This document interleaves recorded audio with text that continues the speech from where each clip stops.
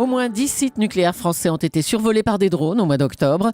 Nos centrales sont-elles vulnérables? Sont-elles en danger, à la merci d'une attaque? C'est la question qui fâche de 7h15 sur Europe 1. Et pour y répondre, je reçois Yannick Rousselet. Bonjour. Bonjour. Vous êtes chargé de campagne nucléaire pour Greenpeace France. Déjà, est-ce que c'est vous Greenpeace qui pilotiez ces drones? Non, clairement, on s'est exprimé très rapidement. On a même contacté directement les services de l'État, le haut fonctionnaire de défense, pour bien lui préciser que ce n'est pas nous. Parce que vous l'avez déjà fait dans le passé, ça, à La Hague, fin 2011, une petite vidéo que vous avez mise en scène, mise en ligne. La vraie différence, c'est lorsqu'on fait quelque chose, Greenpeace a toujours revendiqué, a toujours agi à visage découvert. Et bien évidemment, si c'était nous, aujourd'hui, nous le dirions. Il y a vraiment un enjeu de sécurité nationale. C'est pas une façon de faire monter un peu plus l'angoisse et de montrer que c'est plus vulnérable, de dire voilà, on l'a fait mais on le dit pas. Très clairement, lorsqu'on fait quelque chose, on dit les choses. Nous n'aurions jamais été dire publiquement ce n'est pas nous si ce n'était pas le cas. Ça peut être qui alors? C'est une vraie question, un vrai problème. EDF admet aujourd'hui donc 7 centrales nucléaires, ou 6 centrales nucléaires, mais dans les faits, nous savons déjà, par des témoignages directs d'autres sources, qu'il y a eu d'autres sites. Il n'y a pas que EDF qui est en question, il y a Areva à Pierrelatte, il y a le CEA à Saclay, donc un ensemble de sites. Ça n'a pas commencé non plus juste le 5 octobre, comme le dit EDF, mais ça a commencé dès le 14 septembre. Et puis le dernier survol... C'est pas vous, mais vous en savez beaucoup plus que EDF quand même. Écoutez, simplement, par contre, on a évidemment un réseau de gens à droite et à gauche qui peuvent nous parler des choses. Le dernier survol, c'était a priori identifié lundi dernier. Donc c'est une petite histoire en fait qui continue, qui n'est pas terminée et qui évidemment est inquiétante. Yannick Rousselet, justement, est-ce qu'ils sont vraiment inquiétants? Est-ce que ça veut dire que nos centrales sont vulnérables à la merci d'attaques terroristes demain? Il existe, on va dire, un cylindre autour des centrales qui théoriquement est interdit de survol. Et alors évidemment, on devrait penser que cet espace est impénétrable. Alors évidemment, on a déjà démontré nous que c'était possible d'y rentrer. Simplement, là, on est dans une série, les choses se reproduisent. Alors théoriquement, on est en plus dans une période d'alerte par rapport au terrorisme. On est dans un climat quand même très tendu aujourd'hui. Et malgré que ça se répète, et sur des sites donc, qui ont été identifiés, on s'aperçoit que finalement, personne n'arrive à faire face à ce qui se produit. On a même une journée, le 19 octobre, avec 4 sites en même temps. C'est-à-dire que c'est une opération quand même de grande ampleur, de grande envergure, très coordonnée, qui laisse penser qu'il s'agit quand même d'une organisation qui a des moyens. Vous êtes extrêmement bien informé. En même temps, c'est pas un drone qui peut faire sauter un réacteur, c'est un moustique sur un pare-brise, non? Un drone par rapport à un drone sur un réacteur, évidemment, en tant que tel, sur l'enceinte du réacteur lui-même, évidemment, ça peut faire peu de mal. Simplement, on a à côté des piscines d'entreposage de combustible irradié, dont certaines contiennent 3 volumes de réacteurs nucléaires.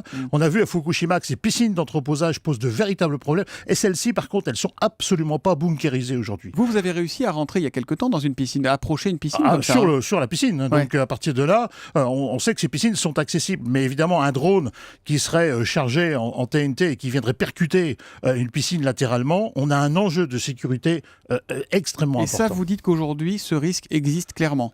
La démonstration est faite, je ne sais pas par qui, et c'est bien un problème, mais aujourd'hui la démonstration est faite qu'on peut tourner autour d'une centrale, repartir, recommencer le lendemain à différents endroits en France, et que rien aujourd'hui n'a été capable ni de les identifier, ni de les arrêter. Est-ce que vous seriez jusqu'à dire qu'il y a un risque d'attaque aérienne, un avion qui pourrait approcher ou se cracher sur une centrale? La règle, c'est 5 km autour et 1000 mètres au-dessus des sites. Tout à fait.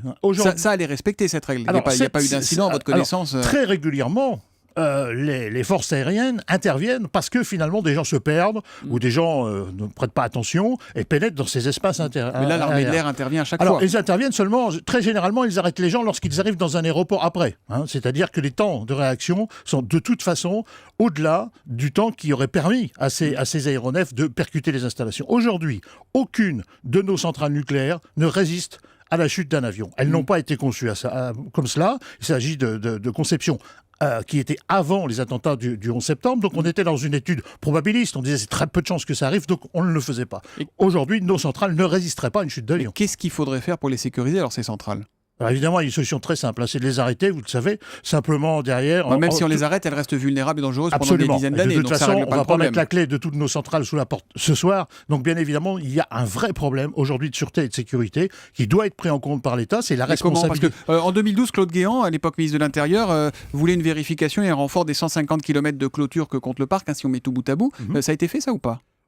Quasiment rien. Je dirais qu'à chaque pénétration de Greenpeace, on met peut-être 1 mètre de plus, on met 2 gardiens de plus. Vous rentrez toujours aussi facilement. La réalité, c'est que demain, on peut rentrer dans une centrale nucléaire comme on veut, on peut pénétrer avec un drone, on peut larguer quelque chose avec un drone. Nos centrales, aujourd'hui, sont absolument vulnérables. Qui a envoyé ces drones?